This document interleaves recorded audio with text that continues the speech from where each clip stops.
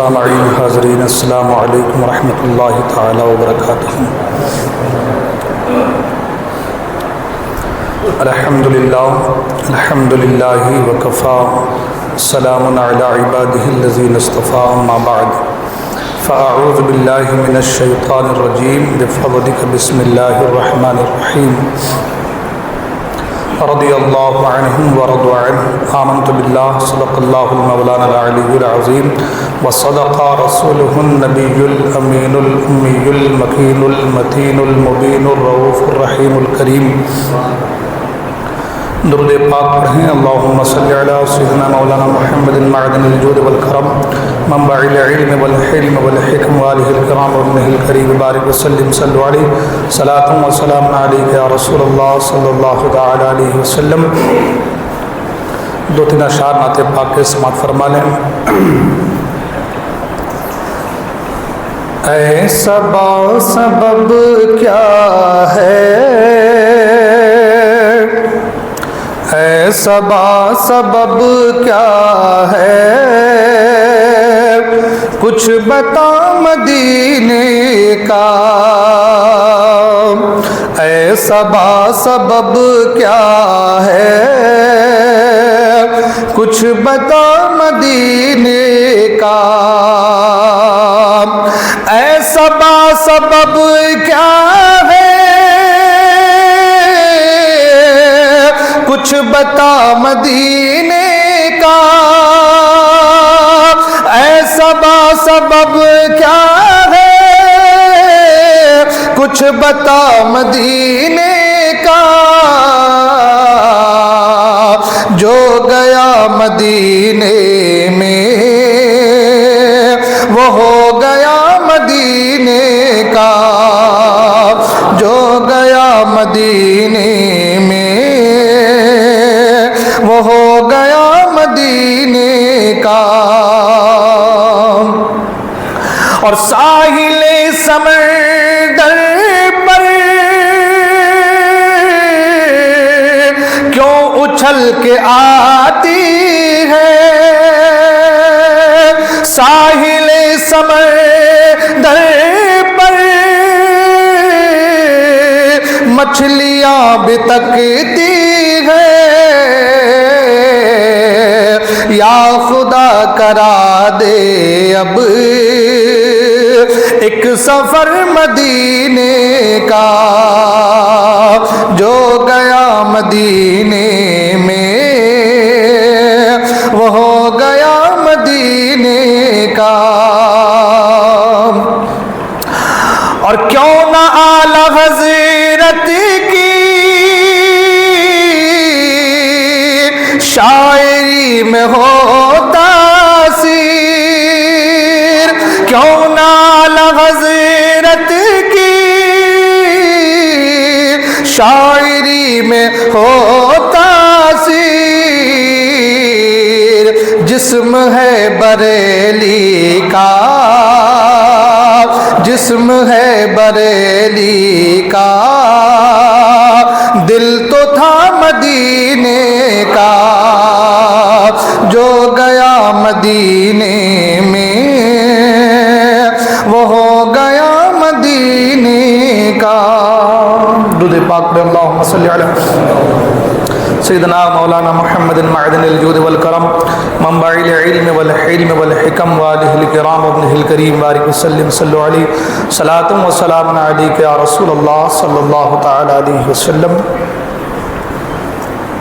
آمد رسول صلی اللہ تعالی علیہ وسلم کا یہ پیارا سا مہینہ سبھی عاشقان مصطفیٰ صلی اللہ علیہ وسلم کو مبارک ہو۔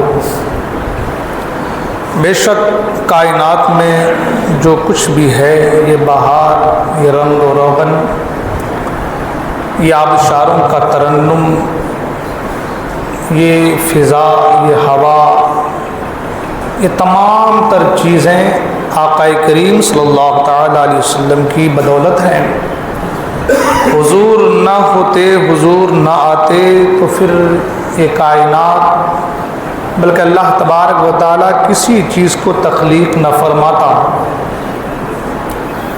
اعلیٰ سرکار فرماتے ہیں وہ جو نہ تھے تو کچھ نہ تھا، وہ جو نہ ہوں تو کچھ نہ ہوں، جان ہے وہ جہان کی، جان ہے تو جہان ہے۔ ہم لوگ خوش نصیب ہیں کہ ایمان کی دولت سے مالا مال ہیں۔ دنیا میں جتنے بھی مذاہب، دنیا میں جتنے بھی الگ الگ خداؤں کے پجاری ہیں،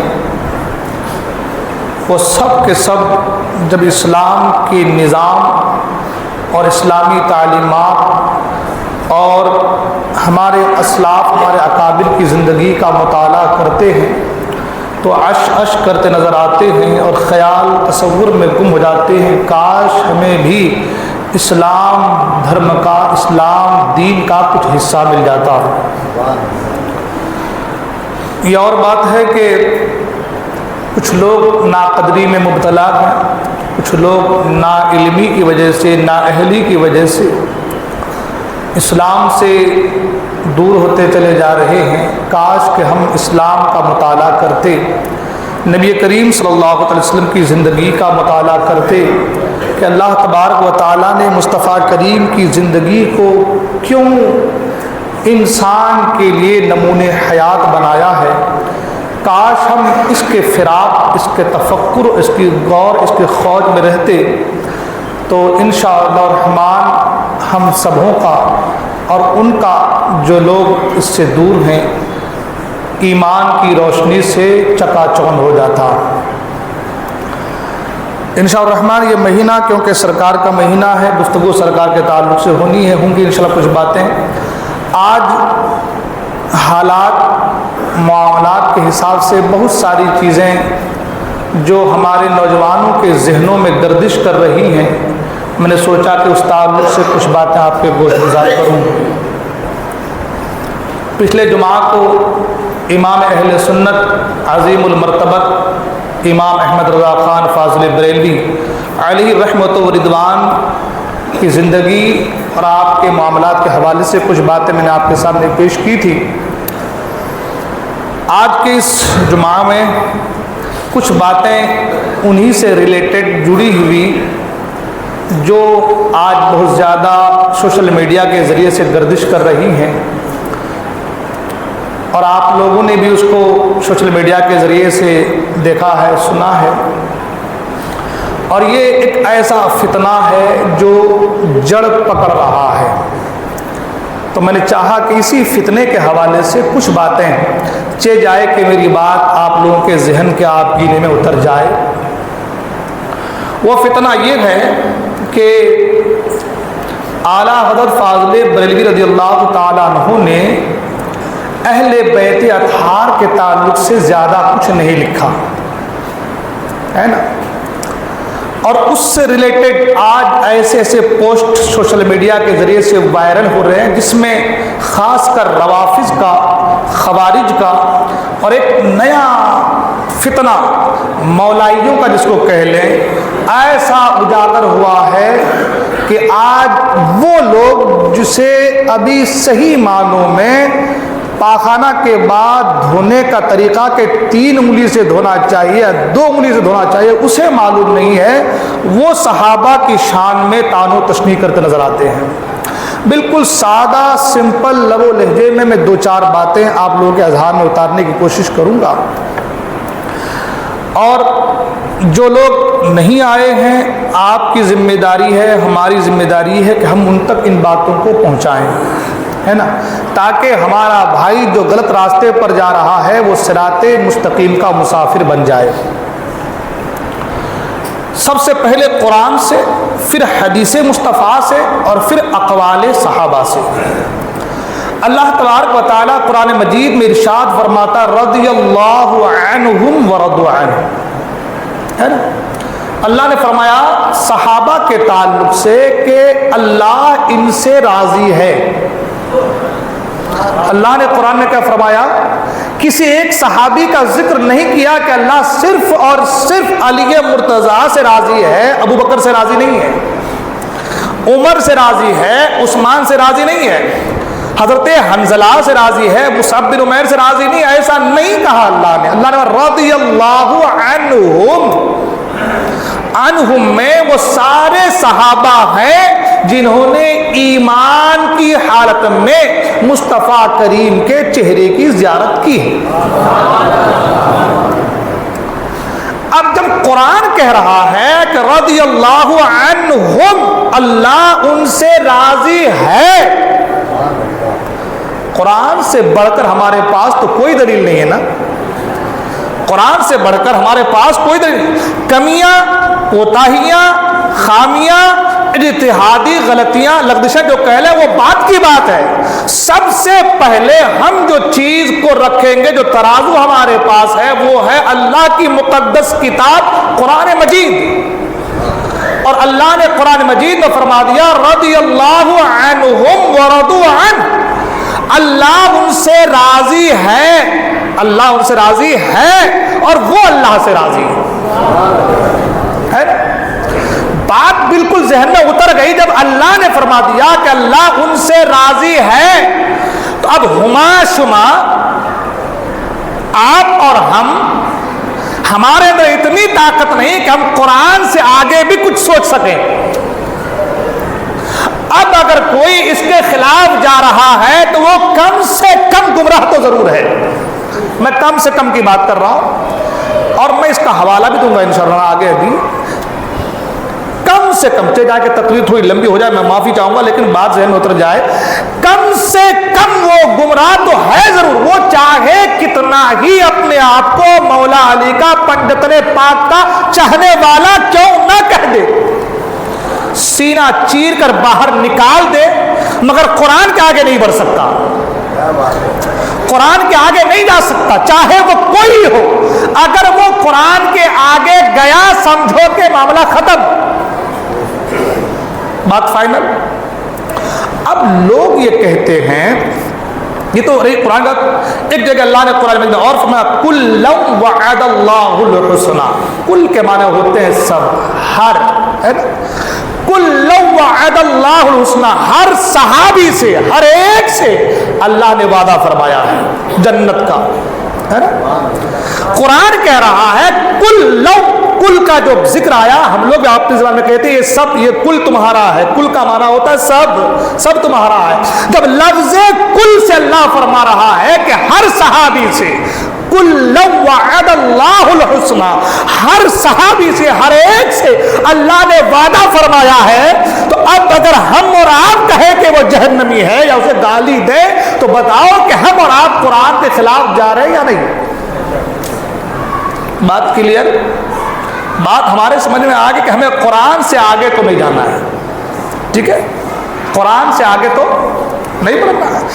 قرآن کی دو آیت مبارکہ جو میں نے آپ کے سامنے پیش کر دی، اس میں بالکل واضح ہو گیا، روز روشن کی طرح آیا ہو گیا، ظاہر ہو گیا کہ صحابہ سے اللہ کو محبت ہے نا؟ اللہ راضی ہے ان سے، اور صحابہ سے اللہ نے جنت کا وعدہ فرما لیا ہے نا؟ تو اب اگر کوئی تان و تشنیع کر رہا ہے کسی کی محبت میں، تو وہ کوئی بھی ہو، کسی کی محبت میں ہو، اگر وہ قرآن کے خلاف جا رہا ہے تو وہ پھر دائرہ اسلام سے خارج ہو جائے گا، ہے نا؟ اب سوال یہ ہوتا ہے، بہت ساری چیزیں ہم اور آپ لے کر کے آتے ہیں۔ سب سے پہلی چیز جنگ جمل کے حوالے سے، جنگ صفین کے حوالے سے بہت سارے معاملات، وہ علی مرتضیٰ سے امیر معاویہ کی جنگ تھی، حضرت عائشہ صدیقہ سے جنگ تھی، یہ ساری باتیں آتی ہیں۔ حالات، معاملات، خیالات، جذبات اور احساسات، جب جنگ ہوتی ہے تو اس وقت ہر انسان اپنے اپنے پچ کی بات کو رکھتا ہے کہ نہیں ہے؟ اب وہ کیوں ہوئی انشاءاللہ اس کے تعلق سے بھی آگے بیان کریں گے، لیکن سب سے پہلے یہ چیز، آج جب حضرت امیر معاویہ کے تعلق سے بات آتی ہے تو لوگ تان و تشنیع کرتے ہیں، معاذ اللہ، بہت ساری باتیں۔ آج بہت سے لوگ شیعہ لوگوں کے ویڈیو کلپ دیکھ کر کے انسپائر ہو کر کے ان سے آج شیعت والی بات کرتے ہیں۔ اور کیا کہتے ہیں کہ امیر معاویہ ابو سفیان اور ہندا، حضرت امیر معاویہ کی والدہ کا نام حضرت ہندا، وہ بھی صحابیہ ہے، آپ کے والد کا نام ابو سفیان، وہ بھی صحابی ہیں۔ تو کہتے ہیں لوگ نکڑ اور چوراہے پر بیٹھ کر کے کہ یہ لوگ فتح مکہ کے بعد، فتح مکہ کے دن یہ لوگ کلمہ پڑھ کر کے اسلام میں داخل ہوئے، ڈر کی وجہ سے اسلام قبول کیا۔ کس کی وجہ سے اسلام قبول کیا؟ اب ہر جگہ اسلام پھیل گیا، مکہ فتح ہو گیا، اس سے پہلے اسلام قبول نہیں کیا، مکہ فتح ہونے کے بعد اسلام قبول کیا۔ ان کے پاس اب کوئی راستہ تھا ہی نہیں، تو ڈر کی وجہ سے اسلام قبول کیا۔ میں آپ سے بتانا چاہتا ہوں، پوچھنا چاہتا ہوں میرے دوست، آپ نے ان کا سینہ دل چیر کر کے نہیں دیکھا ہے کہ وہ ڈر کی وجہ سے اسلام قبول کیے تھے یا پھر اللہ کی رضا کے اسلام قبول کیے تھے؟ صحیح مسلم شریف میں ہے، حضرت اسامہ بن زید، حضرت اسامہ بن زید یہ بیٹے ہیں حضرت زید بن حارثہ کے۔ حضرت زید وہ صحابی ہیں جن کا نام لے کر کے قرآن میں ذکر آیا ہے، ٹھیک ہے؟ حضرت اسامہ بن زید کن کے بیٹے ہیں؟ حضرت زید بن حارثہ کے۔ اور سرکار سے اتنی محبت، سرکار کو ان سے اتنی محبت کہ حضرت اسامہ بن زید بلا کسی تکلف کے حضور کے گھر میں ان کا آنا جانا تھا۔ اب سوچ سکتے ہیں کتنی محبت تھی حضور سے۔ ایک بار میں یہ واقعہ اس لیے بتا رہا ہوں تاکہ وہ لوگ جو کہتے ہیں ڈر کی وجہ سے حضرت ابو سفیان اور حضرت امیر معاویہ اور حضرت ہندا نے اسلام قبول کیا تھا، ان کے تعلق سے چیز صحیح مسلم کی حدیث پاک، حضرت اسامہ بن زید کو حضور نے ایک لشکر کے ساتھ بھیجا جنگ کرنے کے لیے، لشکر کے ساتھ بھیجا جنگ کرنے کے لیے۔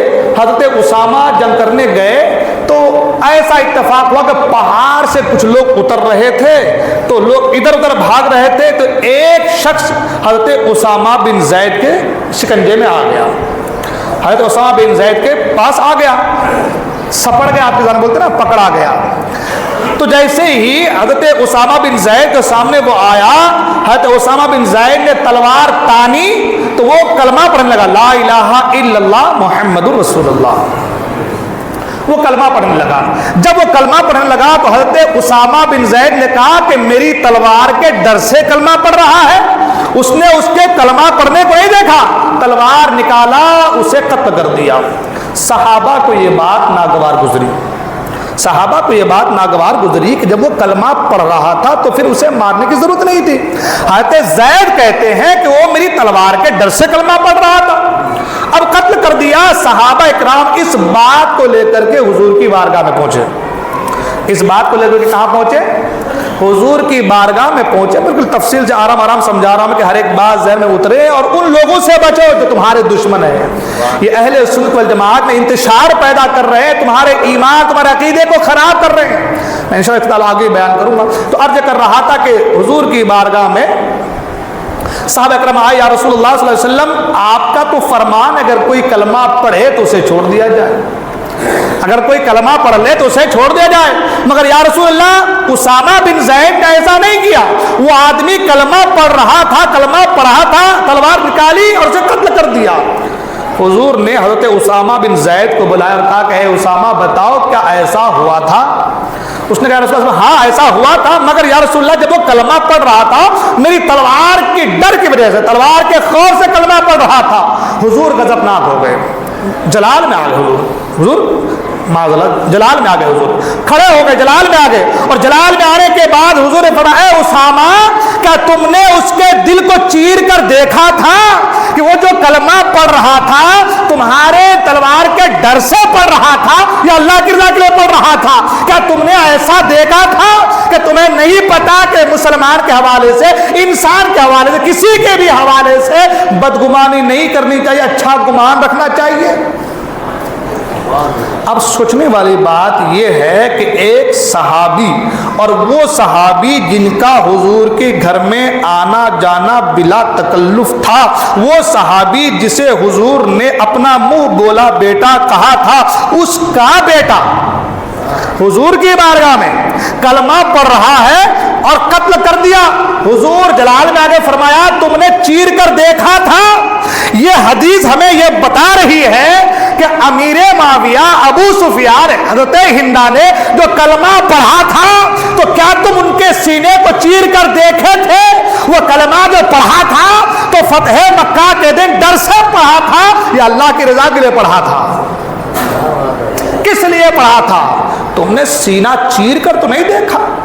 اور دوسری بات، کا پرانی باتیں انہوں نے ایسا کیا تھا، ابو سفیان نے بدر میں ایسا کیا تھا، احد میں ایسا کیا، میں پوچھنا چاہتا ہوں جو پرانی باتیں ہیں صحابہ کے تعلق سے ان کے بارے میں مت بولو۔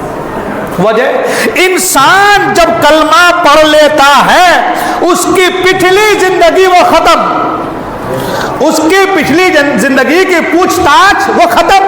ارے وہ تو کلمہ کی بات ہے۔ توبہ کے تعلق سے حضور فرماتے ہیں التائب من الذنب کمن لا ذنب له، توبہ گناہوں سے توبہ کرنے والا ایسا ہو جاتا ہے جیسا کہ اس نے کوئی گناہ کیا ہی نہیں ہے۔ جب توبہ کرنے والے کی یہ بات ہے تو جو کلمہ پڑھ کر مسلمان ہو رہا ہو، ان کی پرانی زندگی، ان کی پچھلی زندگی کو اجاگر کرنے کا فائدہ کیا؟ اور پھر ایک چیز اور، اگر آپ کی ہم اسی چیزوں کو، انہی باتوں کو مان لیں تو مجھے ایک بات یہ بتائیے، حضرت اکرمہ ابو جہل کا بیٹا تھا۔ حضرت اکرمہ رضی اللہ تعالیٰ صحابی رسول ہیں، مگر بیٹا کن کے ہیں؟ ابو جہل کا بیٹا۔ ابو جہل سے زیادہ اسلام کو ڈھانے میں کسی نے قدم آگے بڑھایا ہے؟ مگر ان کا بیٹا صحابی رسول ہے، تو کیا ابو جہل کی وجہ سے اکرمہ کے تعلق سے غلط بیانی کی جائے گی؟ سوچنے والی بات ہے نا، سوچنے والی بات ہے کہ تم کسی کی وجہ سے کسی کو تکلیف، کسی کی وجہ سے کسی کی شان میں گستاخی۔ حضرت خالد بن ولید کو سیف اللہ کہتے ہیں۔ کیا کہتے ہیں؟ اللہ کی تلوار۔ خالد بن ولید کی زندگی کا آپ نے مطالعہ کیا ہے، پڑھا ہے، کسی عالم سے سنا ہے؟ جنگ احد میں جب مسلمان کافروں پر غالب آ چکے تھے، ایسے لمحات میں خالد بن ولید پیچھے کے راستے سے آتا ہے 200 لوگوں کے چھوٹا سا لشکر لے کر کے اور مسلمانوں پر حملہ کر دیتا ہے۔ سنے نا، مسلمانوں پر حملہ کر دیا، اور حملہ اتنا زبردست تھا کہ بڑے بڑے صحابہ اکرام کو ان کی حملے کی وجہ سے جان گنوانی پڑی۔ انہی کے حملے کی وجہ سے سید الشہداء حضرت امیر حمزہ شہید ہوئے، انہی کے حملے کی وجہ سے حضرت عبداللہ بن جہش شہید ہوئے، انہی کے حملے کی وجہ سے حضرت مصعب بن عمیر شہید ہوئے، انہی کے حملے کی وجہ سے غسیل الملائکہ حضرت حنظلہ شہید ہوئے۔ تو اب ایمان لانے کے بعد جن کو حضور نے لقب سیف اللہ کا دیا ہے، تو کیا ان کی پچھلی زندگی کے حوالے سے یاد کر کے تم انہیں گالی دو گے؟ ان کی شان میں طعن و تشریح کرو گے، گستاخیاں کرو گے؟ وہ جو ان کی پچھلی زندگی تھی وہ الگ تھی، اب ایمان لانے کے بعد ان کا مقام یہ ہو گیا ہے، ان کا مرتبہ یہ ہو گیا ہے کہ وقت کا غوث، وقت کا ابدار ان کے مقام کو پا نہیں سکتا۔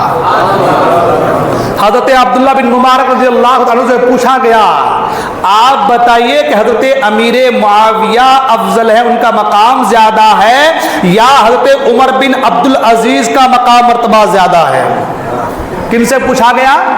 حضرت عبداللہ بن مبارک، وہ عظیم شخصیت ہیں، ان کے تعلق آپ نے سنا ہوگا کہ جب وہ حج کو جا رہے تھے تو کسی غریب کی غربت کو دیکھا، آپ نے سارا پیسہ ان کو دے دیا، واپس آ گئے اور اللہ نے انہی کی شکل میں ایک فرشتہ بھیج کر کے حج کروا دیا۔ وہ عظیم المرتبہ شخصیت، وقت کے محدث، ان سے پوچھا گیا کہ یہ بتائیے امیر معاویہ افضل ہے یا حضرت عمر بن عبدالعزیز؟ عمر بن عبدالعزیز کوئی معمولی ہستی کا نام نہیں ہے، بلکہ ان کو خلفائے راشدین میں بھی بعض نے شمار کیا ہے۔ ہاں، وہ عظیم المرتبہ شخصیت عمر بن عبدالعزیز، جن کو ثانی عمر کہا گیا ہے، جن کے عدل و انصاف کی گواہی کائنات دیتی نظر آ رہی ہے، جن کے تقوی کی گواہی آج کتابیں دیتی نظر آ رہی ہے، وہ عمر بن عبدالعزیز وقت کے ایسے صالح بادشاہ، وقت کے ایسے امیر المومنین کہ کہ جن کے تقوی کا عالم یہ تھا کہ بیٹیاں ان کی جو ہے عید کے دن پھٹے پرانے کپڑے پہن رہی ہے، وقت کے بادشاہ ہے، لیکن رعایا کی خبرگیری فرما رہے ہیں، سبحان اللہ۔ وہ عمر بن عبد العزیز کے تعلق سے کسی نے پوچھا تھا، اے عبداللہ ابن مبارک یہ تو بتائیے امیر معاویہ کا مقام بلند و بالا ہے یا پھر عمر بن عبد العزیز کا مقام بلند و بالا ہے؟ سنے وہ لوگ جو آج امیر معاویہ کی شان میں گستاخیاں کرتے نظر آ رہے ہیں، جو آج ادھر ادھر کی شیعہ لوگوں کی کلپ کو سن کر کے جو ہے صحابہ کی شان میں گستاخیاں کرتے نظر آ رہے ہیں، میرے آقا فرماتے ہیں میرے صحابہ کو گالی نہ دو، اس لیے کہ میرے صحابہ کا ایک مٹھی جو خیرات کرنا تمہارا احد پہاڑ خیرات کرنے سے بھی زیادہ افضل ہے۔ وہ صحابی کے تعلق پوچھا گیا تو حضرت عبداللہ ابن مبارک کہتے ہیں تم ان کا ان سے موازنہ کرتے ہو تو سنو میں تمہیں جواب دیتا ہوں۔ حضرت امیر معاویہ جب حضور کی رفاقت میں، حضور کی صحبت میں، حضور کی معیت میں گھوڑے پر سوار ہوتے تھے اور حضور کے ساتھ چلتے تھے، گھوڑا دوڑتا تھا، گھوڑے کے ٹانپوں سے جو گرد نکلتا وہ گرد جا کر کے گھوڑے کی ناک میں جا کر کے پھنس جاتا تھا، تو امیر معاویہ جس گھوڑے پر سوار ہو اس گھوڑے کے ٹانپوں سے نکلنے والے گرد اس گھوڑے کے ناک میں جا کر کے جم جائے، اس گھوڑے کے ناک میں جمنے والے گرد کا مقام عمر بن عبد العزیز کے مقام سے بلند و بالا ہے۔ صحابی ایسے نہیں ہوتا، صحابی اپنے عمل سے نہیں ہوتا، صحابی مصطفیٰ کی نظر سے ہوتا ہے۔ کوئی کتنا بڑا بھی وقت کا عالم عامل کیوں نہ ہو جائے مگر صحابہ کے مقام کو نہیں پا سکتا۔ صحابہ اسے کہتے ہیں کہ جنہوں نے ایمان کی حالت میں مصطفیٰ کریم کے رخ روشن کی زیارت کی ہے۔ اب آپ مجھے بتاؤ آج لوگ صحابہ کی شان میں تنازع نہیں کرتے؟ آج ایک پوسٹ آپ دیکھ لیں ایسے ایسے آئیں گے علی حق پر ہے، معاویہ کے تعلق سے غلط، بالکل علی حق پر ہے۔ حضور نے فرما دیا ہے کہ علی حق کے ساتھ ہے اور حق علی کے ساتھ ہے، اس میں کوئی دو رائے نہیں۔ علی کا مقام مرتبہ بہت بلند و بالا ہے، اس میں کوئی دو رائے نہیں۔ جو علی کا مقام ہے، جو مرتبہ ہے، جو منصب ہے، جو فضیلت ہے، اس کے ہم اور آپ سب قائل ہیں، وہ تو ہمارے ذہنوں سے وراء الورا ہے۔ مگر امیر معاویہ کی شان میں گستاخی کرنا یہ بھی حضور کے فرمان کے خلاف ہے۔ آپ حضرت علی سے محبت کریں، بے پناہ محبت کریں، مگر علی کی محبت میں، اہل بیت کی محبت میں صحابہ کی شان میں گستاخیاں کرنا اپنی عاقبت کو برباد کرنا ہے۔ بات اگر میں حضرت امیر معاویہ کے تعلق کی زندگی کی تعلق بات کروں وقت کافی ہو جائے گا کہ امیر معاویہ وہ عظیم المرتبت شخصیت ہیں کہ جنہوں نے سب سے پہلے ہندوستان میں اپنا سپہ سالار بھیجا ہے۔ امیر معاویہ افریقہ سے لے کر کے، دمشق سے لے کر کے اور سندھ تک، جو ہمارا پرانا ہندوستان ہے، سندھ کی سرزمین تک اگر سب سے پہلے لشکر کسی نے بھیجا ہے، سپہ سالار کسی نے بھیجا ہے تو وہ حضرت امیر معاویہ کی ذات ہے۔ سبحان اللہ۔ آپ نے سب سے پہلا سپہ سالار جس کو سندھ کی سرزمین پر بھیجا تھا ان کا نام تھا مہلب۔ ان کا نام تھا مہلب، جن کو سندھ کی سرزمین پر، اور اس وقت سندھ میں ایک عورت حکومت کرتی تھی، تو اس عورت کا نام تھا قبق یا کچھ ایسا نام تھا اس عورت کا جو حکومت کرتی تھی۔ اس عورت نے جب دیکھا کہ امیر معاویہ کا سپہ سالار آیا ہے تو اس نے صلح کی منظوری دی اور صلح کر کے وہ وہاں سے چلی گئی۔ حضرت امیر معاویہ کا جو سپہ سالار ہے وہ تقریباً 55 ہجری اور بعض دیگر روایتوں کے مطابق 45 ہجری میں سندھ کی سرزمین پر آ چکا تھا، جن کا نام کیا تھا؟ محلب نام تھا۔ ہاں 55 دیگر روایتوں کے مطابق 45 ہجری میں سندھ کی سرزمین پر، جو ہمارا آج پرانا جو ہندوستان تھا ہے نا، اس پر وہ آ چکا تھا۔ اور پھر اس کے بعد جو ہے جو لشکر کشی ہوئی ہے بعد میں، وہ محمد بن قاسم نے کی ہے نا۔ تو عرض یہ کر رہا تھا کہ حضرت امیر معاویہ، ان کی زندگی اگر میں بتاؤں، ان کے پیدائش کے واقعات بھی بڑے دلچسپ ہیں، مگر وقت نہیں ہے، ابھی انشاءاللہ پھر کبھی زندگی میں وفا کی تو گفتگو کروں گا ہے نا، کیونکہ وقت بڑی تیزی آگے بڑھ رہا ہے۔ تو حضرت امیر معاویہ رضی اللہ عنہ کو اللہ تعالیٰ نے بہت ساری خصوصیات کا حامل بنایا تھا، بہت ساری خصوصیات۔ میں نے پہلے بہت ساری باتیں کرتے، ابھی بہت ساری باتیں باقی ہے۔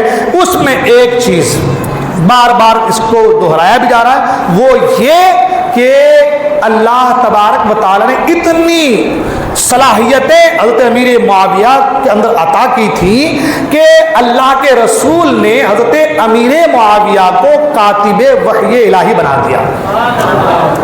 سب سے پہلے جو قرآن لکھا جاتا تھا، قرآن نازل ہوتا، جبرائیل امین سناتے، سرکار سنتے، سرکار بیان کرتے، صحابہ لکھتے۔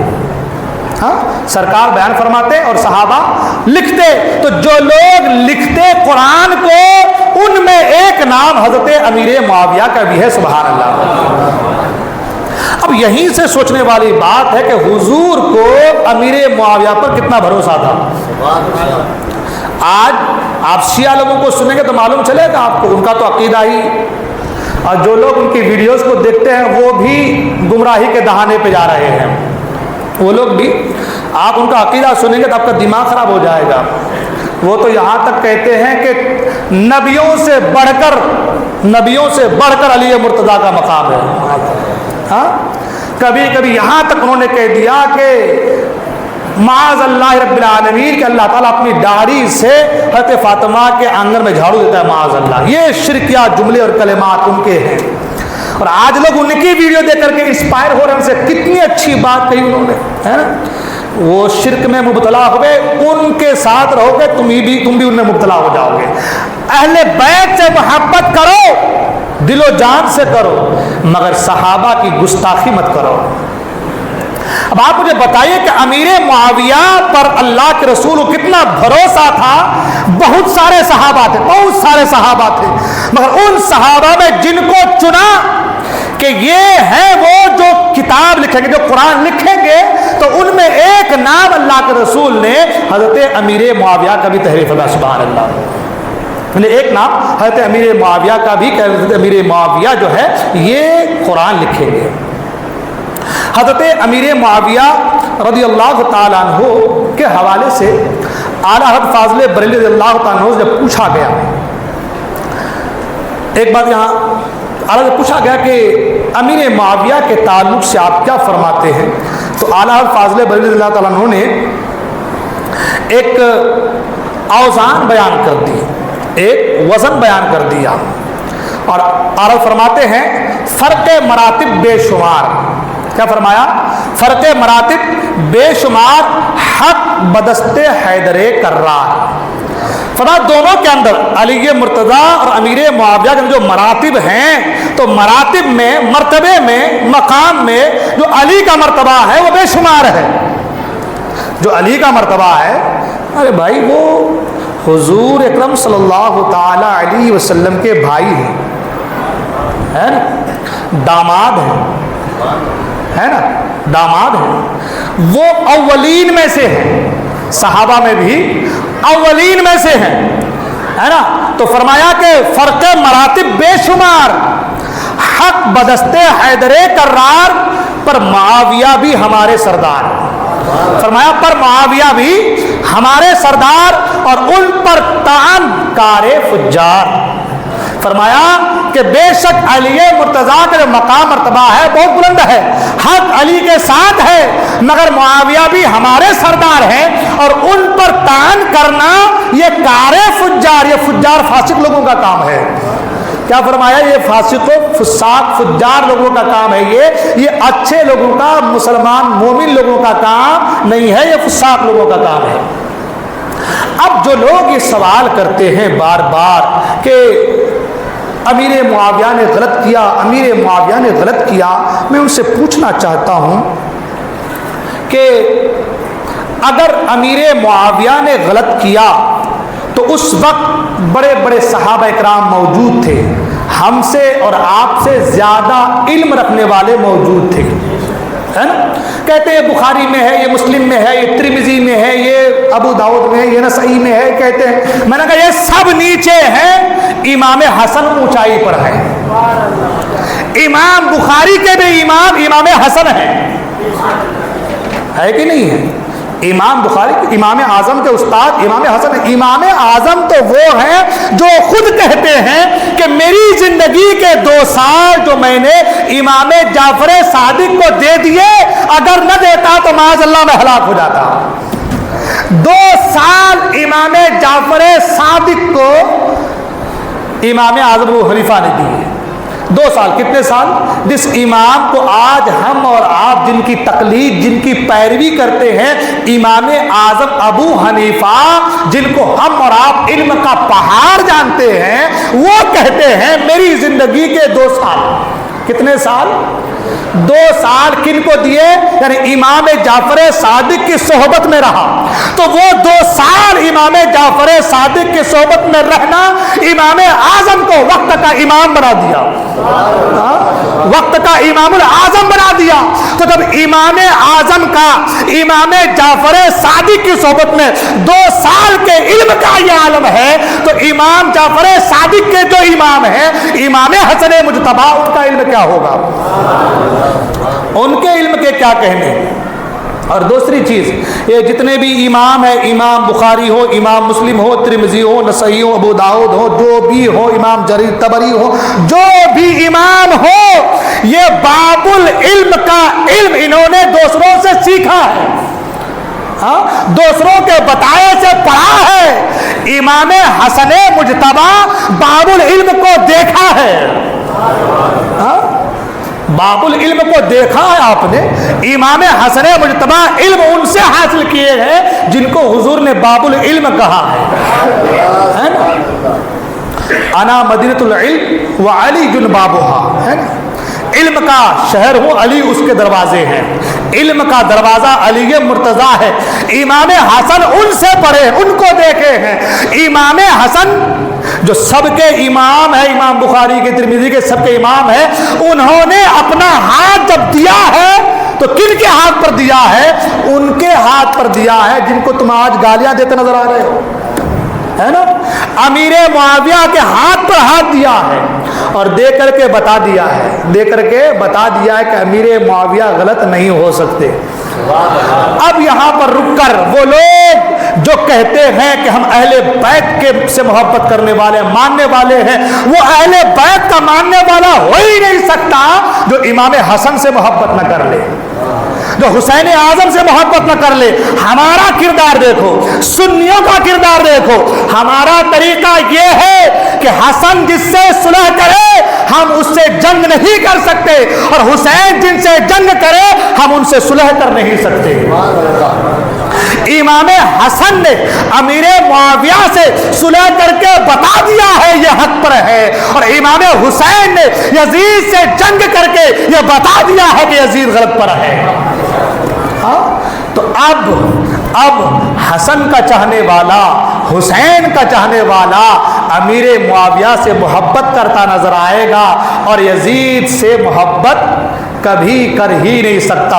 یہ جملہ اس لیے بول رہے ہیں، آج بہت سے لوگ ایسے بھی نکل آئے مارکیٹ میں کہ جو یزید کو رضی اللہ تعالیٰ عنہ کہتے ہیں، معاذ اللہ، ہے نا؟ تو یہ ان کے لیے، ہم وہ لوگ ہیں کہ حسین جن سے جنگ کرے ہم ان سے کبھی صلح کر نہیں سکتے، اور حسن جس سے صلح کرے ہم اس سے کبھی جنگ کر نہیں سکتے۔ تو اب سچا پکا اہل بیت کا ماننے والا وہی ہے جو حسن اور حسین کے کردار کو اپنائے۔ ہاں، اگر حسن امیر معاویہ کی شان میں گستاخی کی ہے تو تم مجھے بتاؤ، تم کرو۔ اور اگر حسن امیر معاویہ سے صلح کی ہے تو تم کیسے چاہنے والے ہو جو ان کو گالیاں دیتے نظر آ رہے ہو؟ ہاں، آج ایسے مولائی لوگ نکل گئے. مولائی، میں مسجد میں کھڑا ہوں کہہ رہا ہوں، قسم خدا کی کہہ رہا ہوں میں، جو لوگ یہ سوچتے ہیں کہ اہل بیت سے صرف محبت کر لو اور صحابہ کو گالیاں دو، گستاخی کرو، خدا کی قسم وہ جنت کی خوشبو بھی نہیں پائیں گے. ہاں، اس لیے کہ صحابہ سے اللہ راضی ہے. ہاں، قرآن کا فرمان ہے رضی اللہ عنہم ورضوا عنہ، اللہ ان سے راضی ہے. تو اللہ جن سے راضی ہو تم اسے گالیاں دو، حضور جن سے راضی ہو تم انہیں گالیاں دو. اب بات یہ آتی ہے، آخری بات یہ آتی ہے کہ امیر معاویہ نے بہت کچھ کیا ہے. یہی بات لوگ سامنے لے کر جاتے ہیں. جنگ جمل میں، جنگ صفین میں بہت سارے صحابہ، اس کا جواب میں نے پہلے دے دیا حضرت خالد بن ولید کے حوالے سے، ابو جہل کے بیٹے حضرت اکرمہ رضی اللہ عنہ کے حوالے سے. مگر پھر بھی ساتھ ہی ساتھ ایک بات اور بھی، یہ جتنی جنگیں ہوئی ہیں یہ حالات کے تقاضے کے پیش نظر ہوئی ہیں.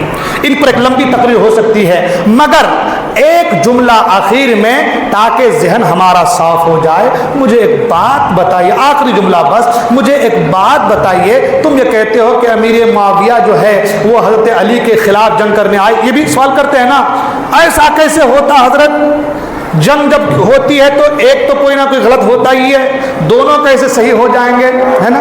آخری بات، مجھے ایک بات یہ بتائیے، نبی کی شان میں گستاخی کرنا کیا ہے؟ کفر ہے؟ زور سے بولے نا، کفر ہے. نبی کو تماچے مارنا کیا ہے؟ کفر ہے. گستاخی ہے، کفر ہے، توہین ہے، کفر ہے. نبی کو تماچے مارنا کفر ہے، توہین ہے، گستاخی ہے.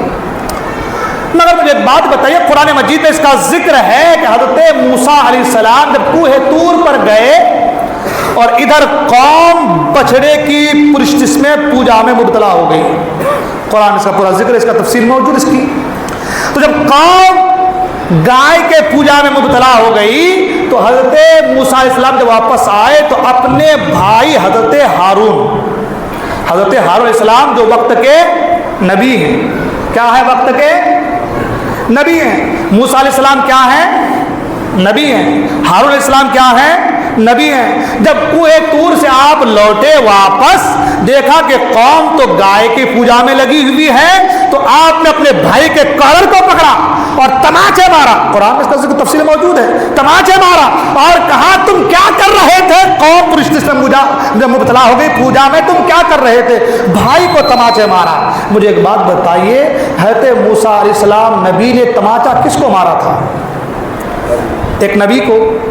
کسے مارا تھا؟ زور سے بولے، بس سمجھانے کے لیے بول رہا ہوں میں. کسے مارا تھا؟ ایک نبی کو مارا تھا. تو نبی کی شان میں گستاخی، نبی کو تماچے مارنا کفر ہے. اب ایک نبی نے تماچے مارا، آپ اس نبی کے بارے میں کیا کہیں گے؟ اس نبی کے حوالے سے آپ کیا کہیں گے؟ یہ میں کسی حدیث کو بیان نہیں کر رہا ہوں، یہ قرآن میں موجود ہے. اس نبی کو آپ کیا کہیں گے؟ ہاں، تو آپ اس وقت ہمارا جواب کیا ہوگا؟ ہمارا جواب یہ ہوگا وہ بھی نبی تھے، انہوں نے مارا ایک نبی کو، اس کے بارے ہم کچھ نہیں. اگر ہم کچھ کہیں گے تو ہم بھی چلے جائیں گے، خارج ہو جائیں گے. ہم کچھ نہیں کہہ سکتے تو کیا کہو گے؟ تو ہم یہی کہیں گے کہ یہ اللہ جانتا ہے، اللہ جانتا ہے اور اللہ کا نبی جانتے ہیں نا. یہی کہیں گے نا، اللہ کے نبی جانتے ہیں اور اللہ جانتا ہے، اس میں ہم کچھ کہہ نہیں سکتے. تو یہ صحابہ کرام میں جو جنگیں ہوئی ہے یہ خطۂ اجتہادی ہے. اس میں یہ نہ کہو یہ غلط تھا یہ صحیح تھا، اس کا حال نبی جانتے ہیں اور اللہ جانتا ہے. اس حال کو بھی اللہ پر چھوڑ دو، اللہ بہتر جاننے والا ہے کون کیا تھا، کن کا معاملہ کیا تھا. تمہاری ہماری اوقات ہے کیا کہ ہم صحابہ کے تعلق سے نکر اور چوراہے پہ بات کریں؟ بات سمجھ میں آئی؟ ہاں، بات سمجھ میں آئی؟ ہماری اوقات بساط کیا ہے، ان کے بارے گفتگو کریں، ان کے بارے میں جو حضور کی صحبت میں رہے ہیں، جن کا چلنا، جن کا پھرنا، جن کا اٹھنا، جن کا بیٹھنا، جن کا کھانا، جن کا پینا حضور کے ساتھ رہا ہے. اور حضور نے فرما دیا خیر القرون قرنی، سب سے بہتر زمانہ میرا زمانہ ہے. تو اس زمانے میں جو بہتر زمانہ ہے، اس بہتر زمانے میں بہتر لوگ رہتے تھے. ہاں، اس بہتر زمانے میں بہتر لوگ رہتے تھے اور آج کل کے کمتر لوگ اس بہتر لوگوں کے بارے میں خلاف بولتے ہیں، غلط بات بیان کرتے ہیں. ہاں، تو ہماری تمہاری اوقات ہے کہ جس کے تعلق سے اللہ نے فرما دیا کہ میں ان سے راضی ہوں، ہم اس کے خلاف جائیں. تو ہمیں سوچنا ہوگا. بے شک علی سے ٹوٹ کر محبت کیجیے، اہل بیت اطہار سے محبت بے پناہ کیجیے، اس لیے کہ ان کا مقام، مراتب، مرتبے، فضیلتیں بہت بلند ہیں. ان سے بے پناہ محبت کیجیے کہ اس کا مطلب یہ نہیں ہوتا کہ کسی صحابی کو گالی دیجیے. ہر صحابی جو ہیں وہ ہمارے سروں کے تاج ہیں، ہے نا. ان کے مقام مرتبے کو جب عمر بن عبدالعزیز جیسا خلیفہ نہیں پہنچ سکا تو ہم جیسے اس کی بےمانی حرام خوری کرنے والے لوگ، یہ لوگ ان کے مقام مرتبے کو جانیں گے.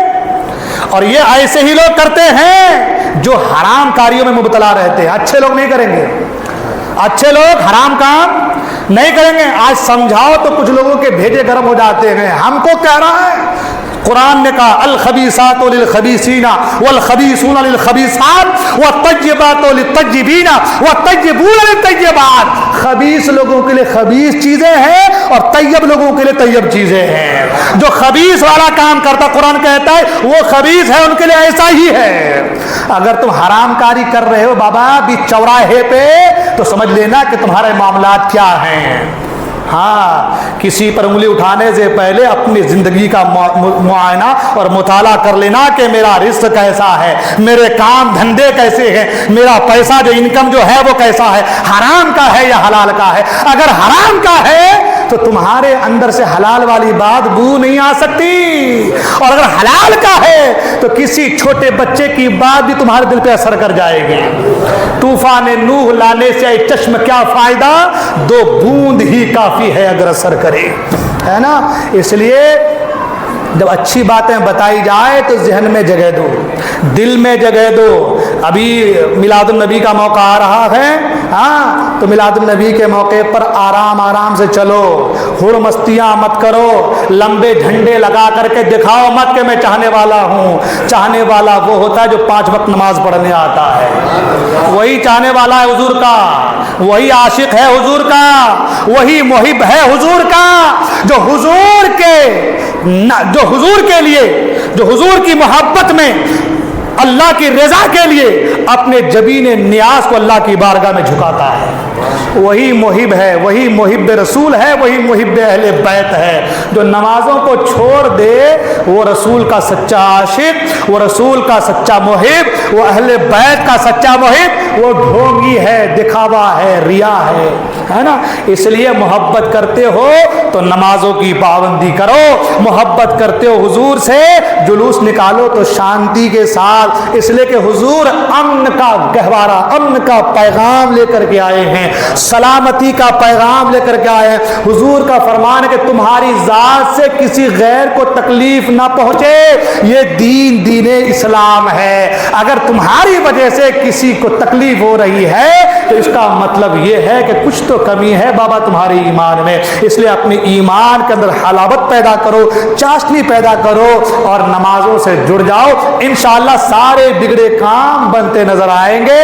ان لوگوں سے جو نکڑ چوراہے پر بیٹھ کر کے صحابہ کی شان گستاخی کرتے ہیں ان سے بچو، شیعہ لوگوں کے کلپ سننے سے بچو، سنیوں کے طریقے پہ رہو، یہاں بھی کامیاب رہو گے اور وہاں بھی کامیاب رہو گے. اللہ تعالی ہم تمام کو دارین کی سعادتوں سے مالا مال فرمائے. بولنے کو غلطی ہو میں توبہ کرتا استغفر اللہ ربی من کل ذنب وتوب الیہ. لا الہ الا اللہ محمد رسول اللہ صلی اللہ علیہ وسلم. السلام علیکم و رحمۃ اللہ وبرکاتہ.